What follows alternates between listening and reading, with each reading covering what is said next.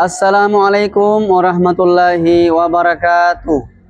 Kepada yang terhormat Bapak dan Ibu dosen penguji, uji kinerja pada PPG Transformasi dalam Jabatan Batch 4 tahun 2025. Perkenalkan, nama saya Burhanuddin SPD, guru mata pelajaran fikih di MTS Yasrib Batu-Batu, sekaligus mahasiswa PPG Transformasi dalam Jabatan Batch 4 tahun 2025 di LPTK IAIN Parepare dengan NIM 25202038690610 pada hari ini Sabtu tanggal 17 Januari 2026.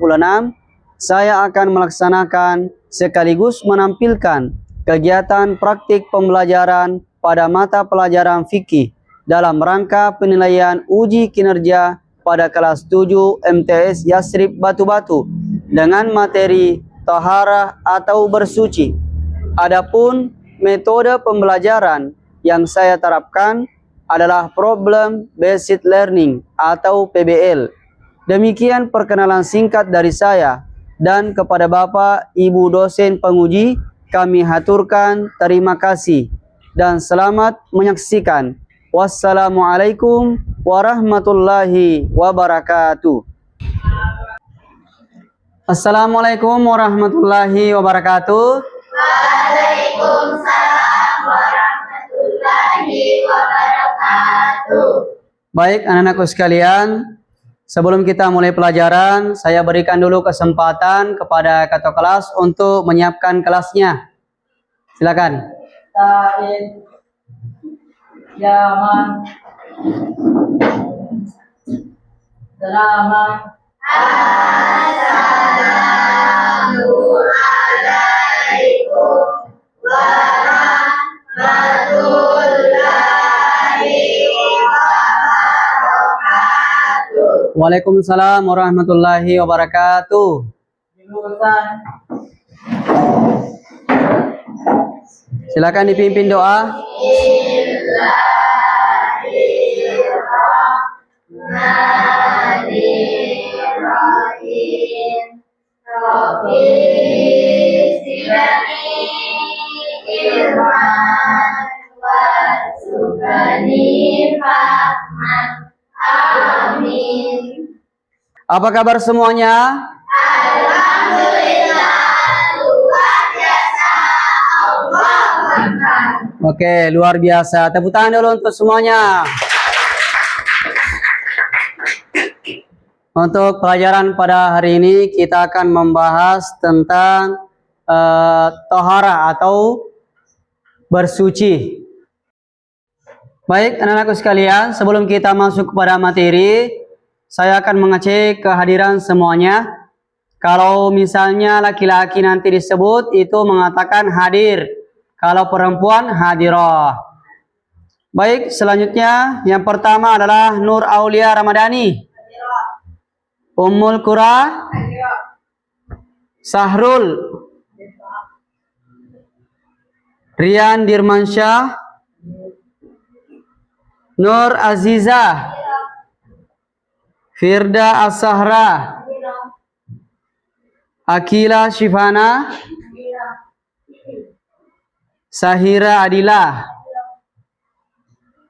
Sahara Suliana Sifa, Aidil Ferdi, Mahathir Muhammad, Muhammad Yasin, Akila Saharatun Nisa, Asmul Dian Amelia. Baik, kehadirannya alhamdulillah 100% ya. Tepuk tangan untuk kita semuanya dulu. Luar biasa. Baiklah anak-anakku sekalian, selanjutnya kita masuk kepada persepsi. Kebersihan ini menjadi sebuah hal yang sangat penting. Ya. Yang pertama, apakah kelas kita sudah bersih? Sudah. Yakin? Yakin. Oke, alhamdulillah. Yang kedua, contoh kebersihan diri. Apa yang pertama? Mencuci dan yang bersih. Yang kedua? Mencuci tangan diutamakan. Yang ketiga, Membersihkan rumah dan lingkungan sekolah. yang keempat, Menjaga kebersihan tubuh, pakaian, dan tempat ibadah. baik, itu tadi yang kedua. Dan yang ketiga adalah manfaat kebersihan. Manfaatnya itu, Kebersihan membuat tubuh sehat, lingkungan nyaman, dan aktivitas belajar menjadi lebih fokus. oke, jadi kalau kita bersih, kelas kita bersih, maka kita bisa belajar dengan baik dan nyaman. Baiklah anak-anakku sekalian, selanjutnya sebelum kita masuk kepada inti pembelajaran kita, terlebih dahulu saya akan membacakan tujuan pembelajaran. Jadi kalian akan diharapkan itu mampu yang pertama, memahami pengertian taharah atau bersuci. Yang kedua, kalian diharapkan untuk mampu mengidentifikasi macam-macam daripada najis dan hadas. Dan yang ketiga, kalian diharapkan untuk mampu menganalisis permasalahan taharah dalam kehidupan sehari-hari. Paham? Oke. Baik, anak-anakku sekalian, sebelum kita melanjutkan pelajaran, kita akan melakukan ice breaking dulu ya. Kalau misalnya saya mengucapkan semangat pagi, kalian mengucapkan pagi, pagi, pagi, luar biasa, tetap semangat, siap belajar. Oke? Ya. Semangat pagi. Pagi, luar biasa, tetap semangat, siap belajar. Oke, tepuk tangan. Kita lihat di layar monitor di atas ada beberapa pertanyaan. Nanti akan saya berikan kesempatan kepada kalian untuk menjawab beberapa pertanyaan tersebut. Yang pertama, apakah semua yang terlihat bersih sudah dianggap suci menurut Islam? Ya, silakan. Tidak, bisa saja terlihat bersih tapi masih najis atau dalam kondisi hadas. Ya, tepuk tangan dulu. Selanjutnya, pertanyaan kedua, mengapa sholat tidak sah tanpa bersuci? Ya, silakan.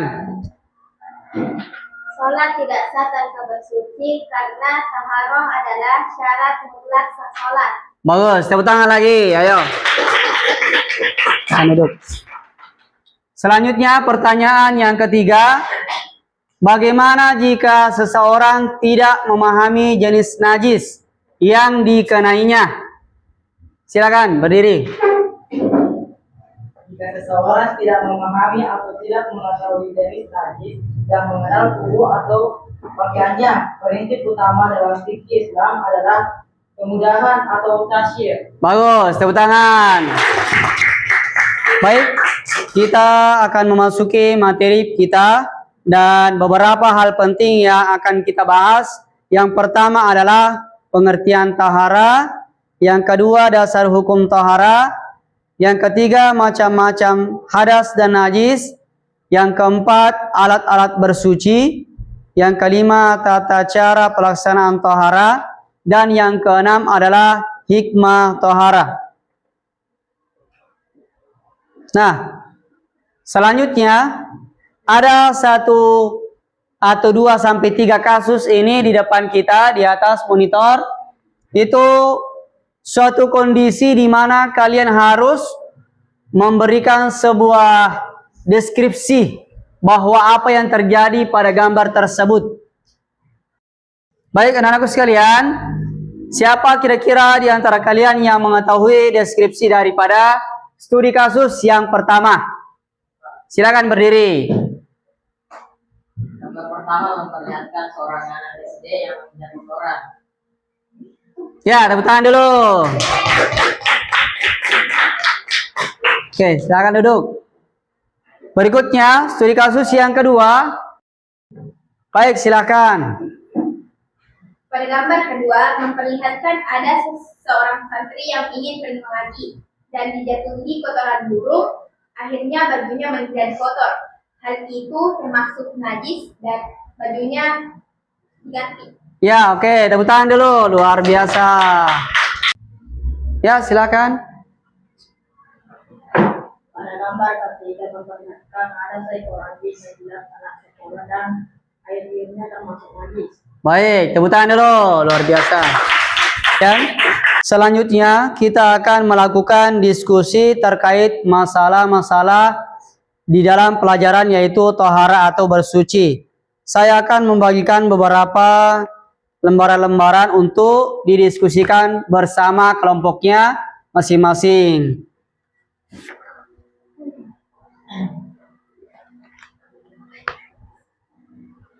Kelompok 1, berikutnya kelompok 2,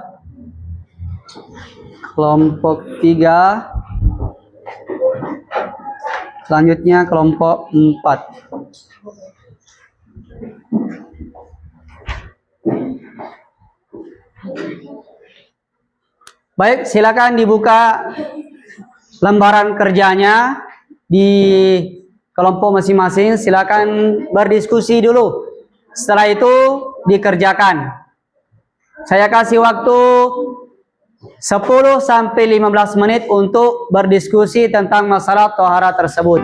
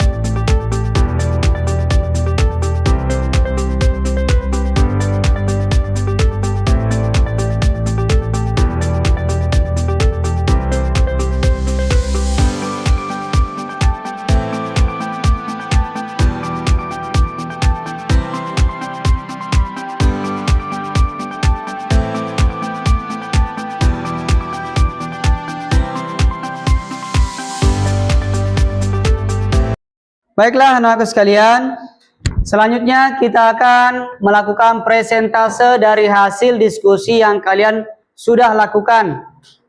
Maka silakan nanti naik satu persatu, kelompok 1, 2, 3, dan 4 mempresentasikan hasil diskusinya. Assalamualaikum warahmatullahi wabarakatuh. Waalaikumsalam warahmatullahi wabarakatuh. Kami dari kelompok 1 akan mempresentasikan hasil diskusi kami. 1. Memahami pengertian tahara. Tahara adalah bersih dan suci, adalah kegiatan bersuci dari hadas dan najis sehingga seorang menjadi sah untuk beribadah. 2. Najis terbagi menjadi 3 macam. 1. Najis mukhaffafah adalah najis yang ringan. 2. Najis mutawasitah adalah najis yang sedang. 3. Najis mukhallazah adalah najis yang berat. Nomor 3. Ada seorang santri yang ingin pergi mengaji dan dijatuhi kotoran burung. Akhirnya bajunya menjadi kotor. Hal itu termasuk najis dan pakaiannya harus diganti. Cara mensucikannya: segera bersihkan dengan air mengalir dan sabun. Sekian presentasi dari kami. Assalamualaikum warahmatullahi wabarakatuh. Oke. Waalaikumsalam warahmatullahi wabarakatuh. Tepuk tangan dulu. Silakan ke tempatnya. Berikutnya kelompok 2, silakan naik.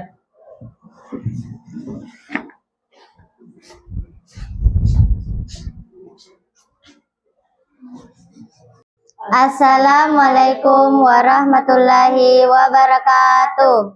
Waalaikumsalam warahmatullahi wabarakatuh. Kami dari kelompok 2 akan mempresentasikan hasil diskusi kami. 1. Toharah berarti bersih dan suci. Sedangkan menurut istilah, toharah adalah bersuci dari najis dan hadas agar ibadah menjadi sah. 2. Macam-macam najis dibedakan menjadi 3, yaitu najis mukhaffafah atau najis ringan, najis mutawasitah atau najis sedang, dan najis mughallazah atau najis berat. 3. Contoh kasus. Ada seekor anjing yang menjilat anak sekolah dan air liurnya termasuk najis dan cara mensucikannya yaitu dibasuh 7 kali dengan air, salah satunya tanah yang suci. Sekian presentasi dari kelompok 2. Assalamualaikum warahmatullahi wabarakatuh. Waalaikumsalam warahmatullahi wabarakatuh. Assalamualaikum warahmatullahi wabarakatuh. Waalaikumsalam warahmatullahi wabarakatuh. Kami dari kelompok 3 ingin mempresentasikan hasil diskusi kami. Yang pertama, tohara berarti bersih dan suci. Sedangkan menurut istilah, tohara adalah bersuci dari najis dan hadas agar ibadah menjadi sah. Yang kedua, najis mukaffafah artinya ringan, najis mutawasita artinya sedang, najis muhallaza artinya berat. Hadas kecil, buang air kecil, hadas besar, haid. Yang ketiga, ada seekor anjing yang menjilat anak sekolah dan air liurnya termasuk najis. Dan cara mensucikannya dibasuh 7 kali dengan air, salah satunya tanah yang suci. Sekian presentasi kami. Wassalamualaikum warahmatullahi wabarakatuh. Waalaikumsalam warahmatullahi wabarakatuh. Bukan dulu. Silakan dulu.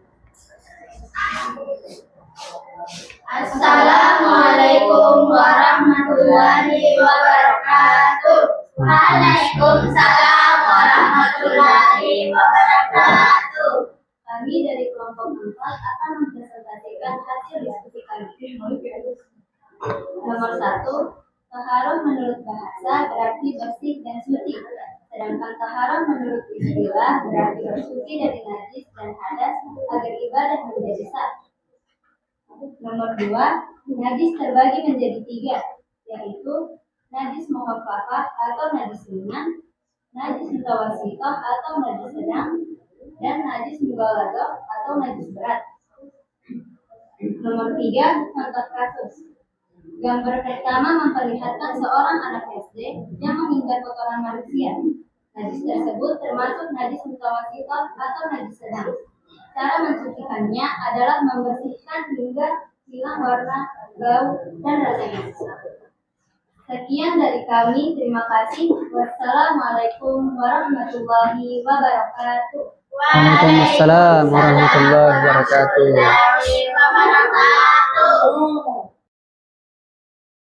Baik anak-anakku sekalian, karena kalian sudah belajar tentang tahara dari kasus-kasus tadi, maka kita akan memberikan beberapa hal terkait masalah tahara itu sendiri. Yang pertama adalah tahara itu menurut bahasa adalah bersih dan suci. Kalau menurut istilah apa? Suci dari najis dan hadas agar ibadah menjadi sah. Ya. Tahara merupakan syarat sah salat sehingga tidak boleh diabaikan karena salat itu harus bersih dulu baru kita melakukan salat dan seterusnya. Sekarang yang kedua, dasar hukum daripada tahara. Di dalam Al-Qur'an surah Al-Baqarah ayat 222 yang mengatakan bahwa innallaha yuhibbut tawwabina wa yuhibbul mutatahhirin. Di mana Allah Subhanahu wa taala mengatakan kepada kita semua bahwa sesungguhnya Allah menyukai orang-orang yang bertaubat dan menyukai orang-orang yang mensucikan diri. Jadi pertama-tama Allah itu ingin kita banyak-banyak bertaubat. Bertaubat dari dosa-dosa, kemudian kesalahan-kesalahan kita, dan juga Allah Subhanahu wa taala ingin kita membersihkan diri dari badan kita, dari najis dan hadas yang menempel agar semua ibadah kita diterima oleh Allah Subhanahu wa taala. Dalam hadis Nabi sallallahu alaihi wasallam juga mengatakan bahwa at-tuhuru syatrul iman, yang mengatakan kebersihan itu sebagian daripada iman. Seseorang dikatakan beriman kalau dia senantiasa membersihkan diri dari kotoran-kotoran, dari dosa-dosa sehingga dimaafkan oleh Allah Subhanahu wa ta'ala. Nah, macam-macam najis terlihat di monitor kita saat ini. Najis yang pertama adalah muhaffafa atau ringan. Najis ringan ini seperti air kencing bayi laki-laki yang belum makan apa-apa kecuali ASI. Apa itu ASI? Ya, cara mensucikannya dengan cara dipercikan. Dipercikan saja air ke tempat yang terkena najis muhaffafah atau najis ringan tersebut. Selanjutnya adalah najis mutawassitah atau sedang. Najis sedang ini seperti misalnya adalah bangkai, darah, nanah, kotoran manusia dan hewan selain babi dan anjing. Nah, cara mensucikannya yaitu disiram hingga hilang najis dan bekasnya. Kalau sudah hilang warna, bau dan rasanya, maka sudah hilang najisnya. Selanjutnya, yang ketiga adalah najis mughallazah atau berat. Najisnya itu yang pertama adalah anjing dan babi. Kenapa dikatakan anjing dan babi itu najis? Karena memang sudah ditentukan oleh Allah Subhanahu wa ta'ala. Cara mensucikannya yaitu dengan sebanyak 7 kali dibasuh dengan air. Salah satunya dengan tanah suci. Kalau pakai sabun tidak akan suci. Karena itu sudah ada penelitian tentang hal tersebut. Apa yang bisa menyucikannya? Harus dengan 7 kali basuhan. Ditambah dengan 1 kali tanah atau debu suci. Paham? Ya, selanjutnya adalah hadas. Macam-macam hadas ada. Yang pertama adalah hadas kecil, yang kedua hadas besar. Hadas kecil yaitu kondisi dalam Islam yang membatalkan wudu. Penyebabnya banyak. Misalnya adalah buang air kecil, buang air besar, kentut, tidur nyenyak, hilang akal atau mabuk dan pingsan. Kalau kita misalnya berhadas kecil, maka cara mensucikannya yaitu dengan berwudu. Sekarang selanjutnya adalah hadas besar. Kondisi tidak suci dalam Islam yang mengharuskan seseorang melakukan mandi wajib. Seperti apa contohnya? Nifas. Ya, nifas, berhubungan, kemudian keluar mani, haid, melahirkan. Kondisi ini terlarang ibadah. Jadi kalau misalnya kita sedang dalam keadaan hadas besar, tidak boleh beribadah sama sekali. Misalnya tawaf, sholat, membaca Al-Quran, sehingga nanti bisa dilakukan itu kalau kita sudah mandi wajib. Ada beberapa hal yang menjadi alat bersuci. Salah satunya adalah air. Nah, air ini digunakan untuk berwudu, mandi wajib, dan membersihkan najis. Yang kedua adalah batu atau tisu. Ini kalau kita misalnya istinja itu ada 2 hal yang menjadi alat bersuci selain air. Pertama itu tadi batu, yang kedua adalah tisu. Dengan syarat yaitu najis tidak menyebar kemana-mana. Selanjutnya digunakan minimal 3 kali usapan. Diusap 3 kali. Kemudian bersih dan tidak mengandung najis.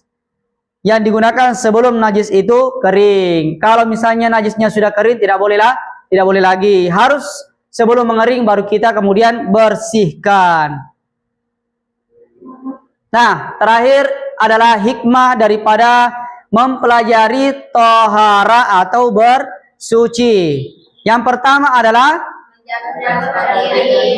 menjaga kebersihan diri pribadi kita masing-masing. Yang kedua adalah menjaga kesehatan tubuh. Kalau kita selalu bersih, maka kuman-kuman, bakteri-bakteri tidak akan hinggap sehingga kita menjadi sehat. Yang ketiga, menjadikan ibadah sah. Karena tadi dalilnya mengatakan at-tuhur syatrul iman, maka tidak diterima ibadah seorang kalau tidak bersih. Maka harus bersuci dulu.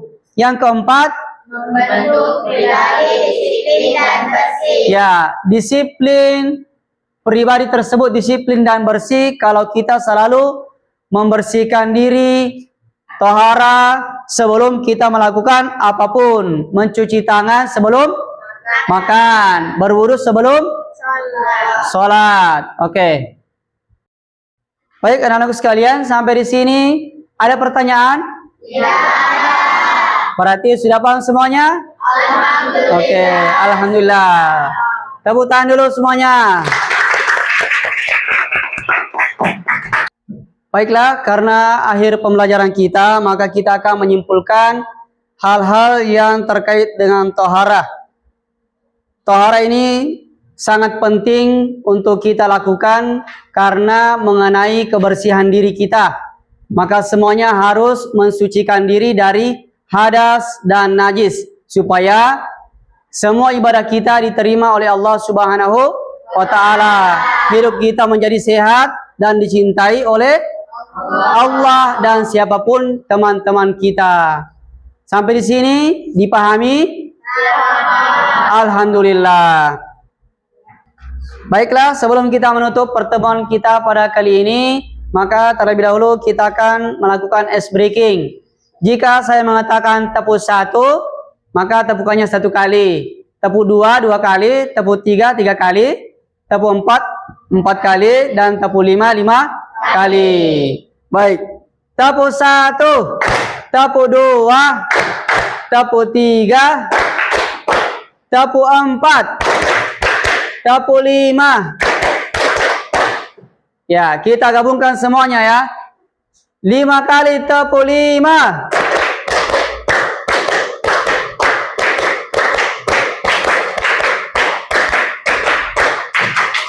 Oke, tepuk tangan semuanya. Kita hari ini silakan diisi sebagai bahan refleksinya.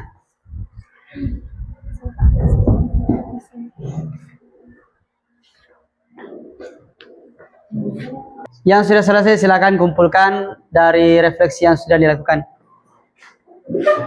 Silakan.